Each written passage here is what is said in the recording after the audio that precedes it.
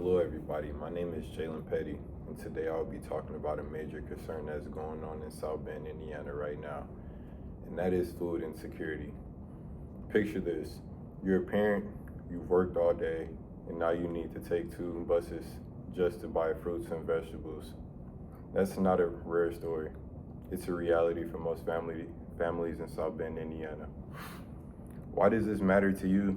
This matters because everyone eats, whether you are a student, a parent, or a professional. Your health, your energy, your quality of life all depends on the affordable food that you're buying. Affordable, healthy food. This past summer, I interned in the mayor's office and I dug out some huge information regarding this issue. I read local news and talked to residents and saw frustrated families firsthand that this isn't about just business decisions. It's about how people invest in its people. Today I'll walk you through how grocery store closures have created food deserts in South Bend, Indiana, how that affects our health and communities, and what we can do to fix it. Let's start off about what's happening. According to WNDU in 2025, Kroger closed on Western Avenue. This was the first full-service grocery store closed on that west side. WSBT then announced that Family Dollar and Fresh Thyme shut down nearby. That left residents with corner stores and gas stations to rely on. This didn't happen randomly though. These closures started to hit neighborhoods that were already struggling. Many of them overlapped with areas that historically redlined.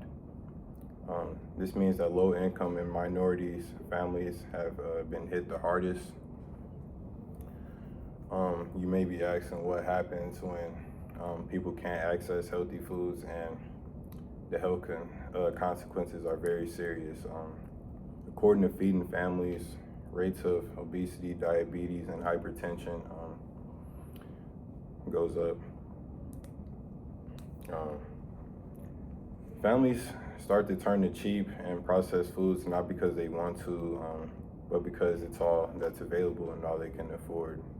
And kids are especially vulnerable because hungry students can't focus. This means they miss more school, they fall behind, and it creates a cycle of poverty that's very hard to break. There's also a mental toll in this. Indiana Department of Education states that constant stress of affording meals tend to lead to anxiety and depression. People facing food insecurities are twice as likely to suffer from mood disorders. But here's the good news. South Bend isn't powerless. There are real practical steps that we can take. The city can offer tax breaks, grants to grocery stores or co-ops back to undeserved areas around the neighborhood, and they can partner with nonprofits to fill these gaps as well. On the community level, we can support urban farms, expand unity gardens, and grow South Bend farmers markets. These programs already exist. They just need more of our support. Now imagine every family in South Bend can walk or drive just a few blocks down to buy fruits and vegetables. Imagine neighborhoods with thriving gardens, weekend markets, and grocery stores that